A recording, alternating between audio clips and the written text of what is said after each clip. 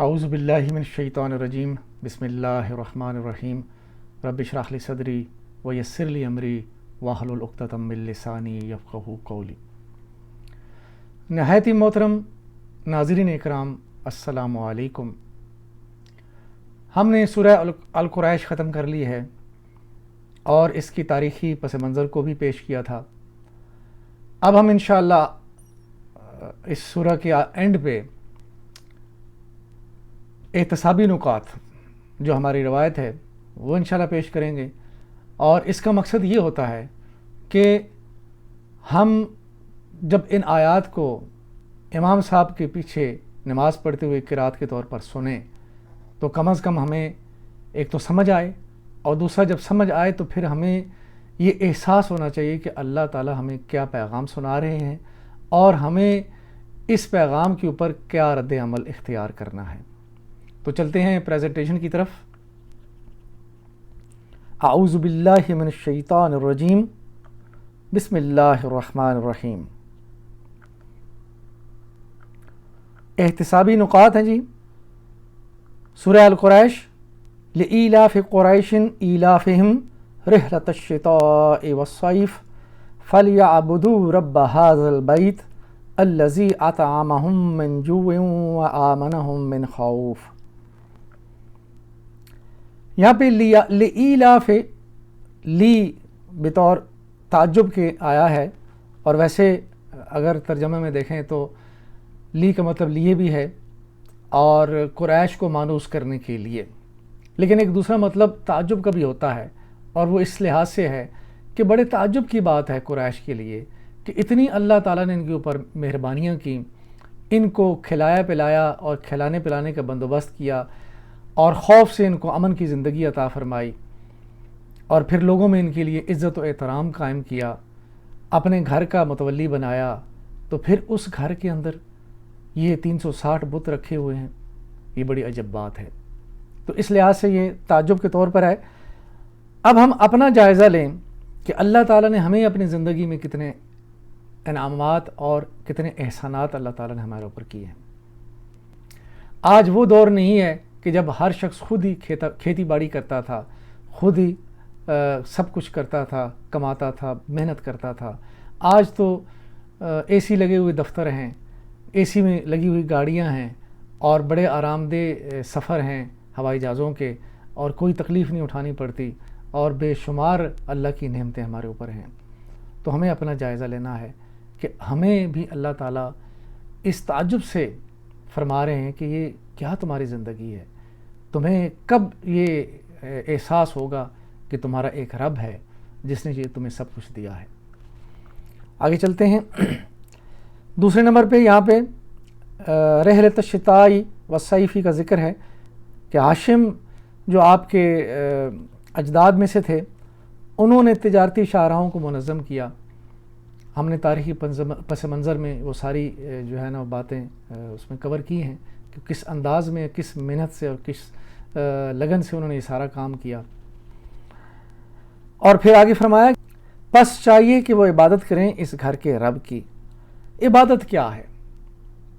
عبادت کا تصور ہمارے ہاں جو ہے یہ بڑی انفارچونیٹ ہے کہ ہم نے عبادت کو صرف ان رسومات کے طور پر رکھا ہوا ہے کہ جن میں ہم اپنے دینی عقائد اور دینی فرائض وہ ادا کرتے ہیں، مثلا نماز ہے، روزہ ہے، حج ہے، زکوٰۃ ہے۔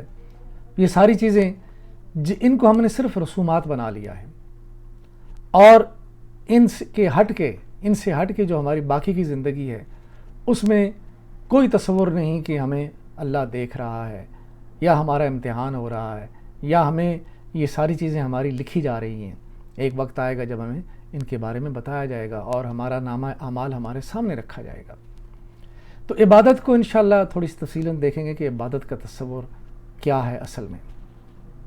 ہم اپنی عبادتوں کا جائزہ لیں اور پھر دیکھیں کہ جو تصور آج انشاءاللہ ہمارے سامنے پیش ہوتا ہے، یہ جو بات ہمارے سامنے کھلتی ہے، تو ہم عبادت کو کیا اس انداز میں لیتے ہیں؟ اگر نہیں لیتے تو پھر ہمیں سوچنا ہوگا۔ اور آگے فرمایا کہ جس رب نے انہیں کھلایا بھوک میں اور امن دیا خوف میں۔ یہ تصور کریں کہ آج اس دور میں بھی، اس جدید دور میں بھی بے شمار دنیا جو ہے وہ محکومی کی زندگی اختیار کر رہی ہے اور بھوک اور افلاس کی زندگی اختیار کر رہی ہے. اور اس حالت میں ایک طرف تو دنیا کی آسائشیں ہیں اور دوسری طرف جو ہے لوگوں کے سروں پہ چھت نہیں ہے اور لوگوں کے پاس کھانے کو جو ہے وہ کچھ بھی نہیں ہے، پینے کو نہیں ہے. اگر ہے بھی تو ایسے ظالم معاشرے کے اندر رہ رہے ہیں کہ انہیں جو ہے وہ گھیرا کر کے، تنگ کر کے ان کو محصور کیا ہوا ہے اور انہیں زندگی کی سہولیات سے محروم کیا ہوا ہے. تو اس تصور کو ذرا اجاگر کریں کہ یہ محکومی کی زندگی اور یہ جو خوف کی زندگی ہے وہ کیسی ہوتی ہے. آگے چلتے ہیں. سورہ الذاریات میں عبادت کے تصور کے طور پر میں آپ کے سامنے یہ سورہ الذاریات میں یہ آیہ مبارکہ ہے، آیہ نمبر 56 ہے. وَمَا خَلَقْتُ الْجِنَّ وَالْإِنسَ إِلَّا لِيَعْبُدُونَ. اللہ تعالیٰ فرماتے ہیں کہ ہم نے جنوں اور انس کو محض اپنی عبادت کے لیے پیدا کیا ہے. اب جنوں اور انسانوں کا جو مقصد حیات ہے وہ تو عبادت ہے. اللہ تعالیٰ فرما رہے ہیں کہ عبادت کے لیے پیدا کیا. لیکن اس کو اگر لفظی معنوں میں لیا جائے کہ عبادت کے لیے پیدا کیا تو پھر انسان کو جو کم از کم ہم جس معاشرے میں رہتے ہیں ہمیں انسان نظر آتے ہیں، جن تو نظر نہیں آتے. تو انسانوں کو ہر لمحہ اللہ کی عبادت میں ہونا چاہیے. اور انسانوں میں سے سب سے جو مقرب لوگ ہیں، اللہ کے معزز لوگ ہیں، اللہ کے قریب ہیں، وہ تھے انبیاء علیہ السلام. تو انبیاء علیہ السلام جو تھے ان کے بارے میں بھی قرآن میں ذکر ہے. خصوصی طور پر ہمارے نبی صلی اللہ علیہ وسلم کے بارے میں کفار کہتے تھے کہ یہ کیسا نبی ہے جو بازاروں میں چلتا ہے، شادیاں کرتا ہے. تو یہ تو پھر تصور وہ عبادت کا وہ تو نہیں ہے.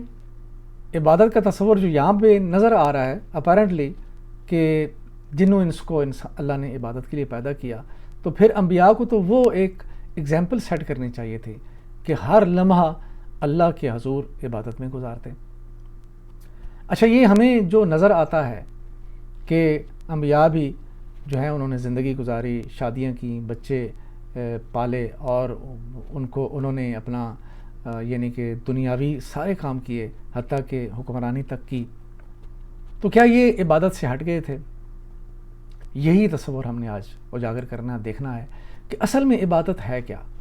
اصل میں عبادت تو یہی ہے کہ ہر لمحہ انسان اللہ تعالیٰ کے اس تصور میں جو ہے وہ گامزن رہے کہ اسے اللہ دیکھ رہا ہے اور اسے اللہ نے ایک ذمہ داری دے کر دنیا میں بھیجا ہے.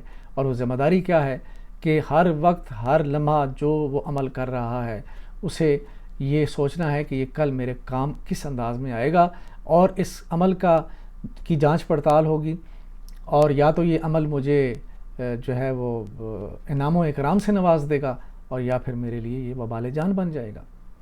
یہ ہے وہ تصور جو بتایا گیا کہ وما خلقت الجن والانس الا لیعبدون، کہ صرف اور وہ جو عبادات ہیں جن کو میں انفارچونیٹلی آج اس دور میں رسمن جو ہے وہ ادا ہوتی ہیں، حالانکہ رسمن تو نہیں ہونی چاہیے، پورے وثوق کے ساتھ، پورے کمٹمنٹ کے ساتھ اللہ کے حضور نماز میں کھڑا ہونا، اللہ کے حضور روزہ رکھنا اور زکوٰۃ پورے خلوص کے ساتھ دینا اور حج ادا کرنا، یہ ساری رسومات نہیں ہیں، بلکہ یہ اس اصل عبادت کے لیے انسان کو تیار کیا جاتا ہے، اس کو فوکس کیا جاتا ہے، اس کے دل میں یہ احساس اجاگر کیا جاتا ہے کہ تمہیں تمہارا رب دیکھ رہا ہے.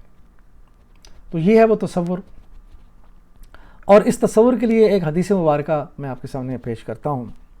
معاذ بن جبل رضی اللہ تعالیٰ عنہ سے روایت ہے کہ رسول اللہ صلی اللہ علیہ وسلم نے میرا ہاتھ پکڑا اور فرمایا، اے معاذ، قسم اللہ کی میں تم سے محبت کرتا ہوں، قسم اللہ کی میں تم سے محبت کرتا ہوں. اور پھر فرمایا، اے معاذ، میں تمہیں نصیحت کرتا ہوں، ہر نماز کے بعد یہ دعا پڑھنا کبھی نہ چھوڑنا.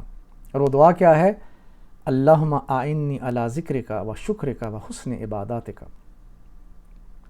اے اللہ، اپنے ذکر، اپنے شکر اور اپنی بہترین عبادت کے سلسلے میں میری مدد فرما. تو یہ دعا یقیناً ہم میں سے بہت سارے لوگوں کو یاد بھی ہے اور ہم پڑھتے بھی ہیں کہ اے اللہ، اللہم آئنی علی حمدک و ذکرک و شکرک و حسن عبادتک، کہ اے اللہ مجھے یہ توفیق دے کہ میں تیری عبادت اور تیری شکر گزاری جو ہے بڑے احسن انداز میں ادا کروں۔ اچھا، اس میں جو خاص نقطہ ہے وہ یہ ہے کہ ذرا دیکھیے دوبارہ یہاں پہ کہ یہ فرمایا ہر نماز کے بعد، یہ بعد کے اوپر ذرا فوکس کریں، ہر نماز کے بعد یہ دعا پڑھنا کبھی نہ چھوڑنا۔ اچھا، اگر جو تصور عبادت کا ہمارے سامنے ہے کہ صرف مسجد میں ہی عبادت ہوتی ہے، نماز ہی عبادت کی سب سے بڑی جو وہ شکل ہے، تو پھر یہ دعا نماز شروع کرنے سے پہلے ہونی چاہیے۔ ایک منطقی بات ہے کہ جب میں عبادت کرنے لگوں تو اللہ سے دعا کروں کہ اللہ تعالیٰ میری اس عبادت میں جو ہے وہ حسن پیدا کرنے کی مجھے توفیق دے، شکر کے ساتھ اور تیرے تصور کے ساتھ میں اس عبادت کو ادا کروں۔ تو یہ تو عبادت ختم ہونے کے بعد کی دعا ہے۔ تو اس سے کیا ظاہر ہوتا ہے؟ تو اس سے ظاہر یہ ہوتا ہے کہ یہ عبادت کے لیے جو اللہ تعالیٰ نے ہمیں تیاری کا موقع دیا تھا وہ ہم نے کر لیا۔ اب ہم یہاں سے مسجد سے باہر نکلتے ہیں تو پھر اصل عبادت شروع ہوتی ہے، اور اس عبادت میں اللہ سے دعا مانگی جا رہی ہے کہ اللہ تعالیٰ ہمیں اس عبادت میں جو ہے ذکر اور شکر ادا کرنے کی توفیق عطا فرما، اور احسن طریقے سے اس عبادت کو گزارنے کی توفیق عطا فرما۔ اور وہ عبادت شروع ہوتی ہے جب بندہ مسجد سے باہر نکلتا ہے، تو پھر اس کے معاشرے میں جو اس کی ذمہ داریاں ہیں وہ کیا ہیں، اس کو کیسے ادا کرنا ہے، اور پھر اس کے گھر میں اپنے بیوی بچوں کے ساتھ جو ذمہ داریاں ہیں، ماں باپ کے ساتھ، بہن بھائیوں کے ساتھ، گلی محلے میں معاشرے کے ساتھ، اور پھر بحیثیت معاشرہ اس میں جو نظام ہے کہ نظام معیشت ہے، اس میں نظام عدل و انصاف ہے، اس میں نظام تعلیم ہے، اور اس میں نظام حکومت ہے۔ یہ ساری کی ساری چیزیں اللہ کے نبی نے ہمیں عبادت کے طور پر سکھائی ہیں، خود ادا کر کے دی ہیں، اور آپ کے اصحاب نے ان پہ عمل کر کے دکھایا ہے۔ تو یہ ہے وہ اصل عبادت کہ جس کے بارے میں اللہ تعالیٰ فرما رہے ہیں اس سورہ مبارکہ میں فَلْيَعْبُدُوا رَبَّ هَٰذَا الْبَيْتِ، تو پھر تمہیں اس انداز میں اس گھر کے رب کی عبادت کرنا ہوگی۔ تمہیں چاہیے کہ اس طرح عبادت کرو، اس گھر کے رب کی عبادت کرو۔ تو ہمیں بھی دیکھنا ہے اللہ تعالیٰ نے جو ہمارے اوپر اتنی عنایات کی ہیں، ان عنایات کے ساتھ ہم اللہ کی عبادت اسی طرح کر رہے ہیں کہ جس طرح نبی اکرم صلی اللہ علیہ وسلم نے یا آپ کے اصحاب نے کر کے دکھائی ہیں۔ تو یہ ہمیں سوچنا پڑے گا اور دیکھنا ہوگا۔ تو چلتے ہیں، آخر میں ہم اللہ تعالیٰ سے یہ دعا کرتے ہیں کہ اے اللہ ہمیں قرآن سے ہدایت لینے کی توفیق عطا فرما، اور پھر آخر میں ہم اللہ کے حضور یہ دعویٰ پیش کرتے ہیں میری زندگی کا مقصد تیرے دین کی سرفرازی، میں اسی لیے مسلمان، میں اسی لیے نمازی۔ یہ نمازی دیکھیں، یہ عبادت کا تصور جو ہے اس نعرے کے اندر بھی موجود ہے، اس شعر کے اندر بھی موجود ہے کہ میں نمازی کس لیے ہوں اور میں مسلمان کس لیے ہوں، کہ اللہ کے دین کو اللہ کی زمین پر سربلند کروں، اللہ کے دین کو اللہ کی زمین پر رائج کروں۔ یہی مقصد بعثت انبیاء تھی، انبیاء یہی مقصد لے کر آئے، اور ہمارے نبی اکرم صلی اللہ علیہ وسلم نے تو اس مقصد عظیم کو اتمام تک پہنچایا، کمال جو ہے اس کو عروج تک پہنچا کے ایک معاشرہ قائم کیا، اور اللہ کی زمین پر اللہ کے دین کو رائج کر کے دکھایا۔ صحابہ کرام نے جو ہے وہ خلفائے راشدین نے کم و بیش 30 سالوں تک اس نظام کو جو ہے منوعن قائم رکھا، اور اس کے بعد جب کمزوریاں شروع ہوئیں اور پھر ایسا وقت اب آج ہے کہ ہمیں یہ ساری چیزیں اجنبی لگتی ہیں، تو اس کی ضرورت ہے کہ ہمیں قرآن کو سمجھنا ہوگا، اللہ کے نبی کی زندگی کو سمجھنا ہوگا، صحیح احادیث کو جو ہے وہ پرکھ کے دیکھ کے ان پہ عمل کرنا ہوگا، تاکہ ہم اللہ کے دین کی جو فرائض ہیں ہمارے اوپر وہ ادا کر سکیں، اور اپنے نمازی اور اپنے مسلمان ہونے کا حق ادا کر سکیں۔ اللہ تعالیٰ سے دعا ہے کہ اللہ تعالیٰ ہمیں اس کوشش میں جو ہے وہ زیادہ سے زیادہ بڑھ کے کام کرنے کی توفیق عطا فرمائے، اور یہ کام ہمارے لیے صدقہ جاریہ بنے، اور آخرت میں جب نامہ اعمال پیش ہو تو یہی کام جو ہم کر رہے ہیں، جو لوگ اس کو دیکھ کے آگے پھیلائیں گے اور یہ کریں گے، سیکھیں گے، اللہ کے دین کی سرفرازی کا کام کریں گے، لوگوں کو اللہ کی طرف بلائیں گے، تو قیامت کے روز جب نامہ اعمال تلے گا تو یہی عمل ان کی نیکیوں کے پلڑے کو بھاری کر دے گا اور ان کے لیے جنت کے فیصلے ہو جائیں گے۔